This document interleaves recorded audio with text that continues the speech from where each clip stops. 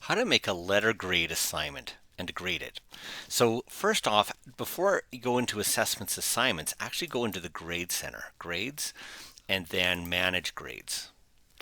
And then create a new item, but instead of using the traditional numeric, choose select box. This is the one where it's best used for letter grades. And I'm going to call it a essay, essay1. And then I'm going to have the maximum points. They still have points. They translate into points. It's going to be worth actually 25% of their grade. And then the schema I'm going to be using is MRU letter rounded. That does not mean that it's rounded. There's no compound rounding. They will get the midpoint between the A. If I pick a B plus, which is at a range, they get the midpoint between that, whether or not you choose rounded. I'm just going to consistently choose rounded. And then save and close. Once that's made, then I can go to assessments assignments and I can create a new assignment, still called SA1.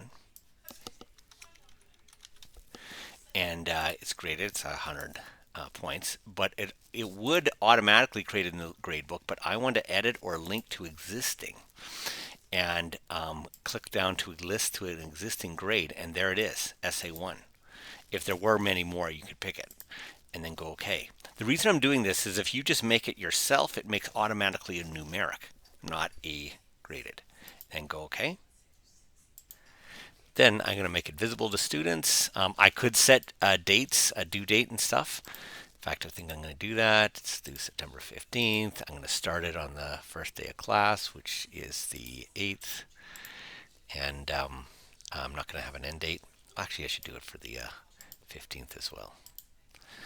And I can even grade with a rubric if I want. I have a whole video on rubrics. So I'm going to save this and let's see what it looks like from a student's perspective. Okay, here's a student's view. When they go into assessment assignments, they'll see that SA1 is here. They could click on it and add a file. They can browse my computer, upload, forward the file. Here's their SA1 that they made. And then add it, and then submit. And then what the instructor would see is they could click the down arrow beside SA1 and view the submissions. And they could start at the top, and if everybody's submitted, it would just go next, next, next. I'll show you that in a sec. But so far, we only have one student submitted. So I can either click on the document itself, or I can click on this evaluate. They both go to the same place. And I could click on the essay if you want to see it loading here. And then the overall grade, I click the down arrow, and this one is a B plus, and I could provide feedback here. And then I'm just going to save as default or save draft because I don't want to publish it yet until I move on to the next one.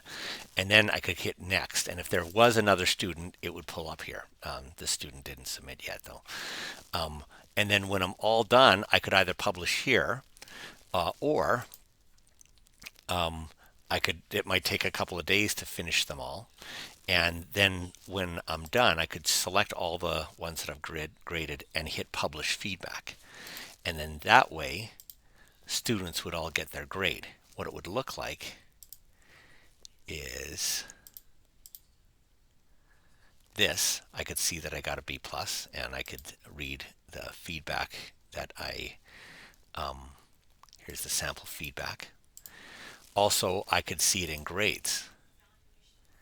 If I go in grades, I can see SA1. And so that's how it works to make a letter grade assignment.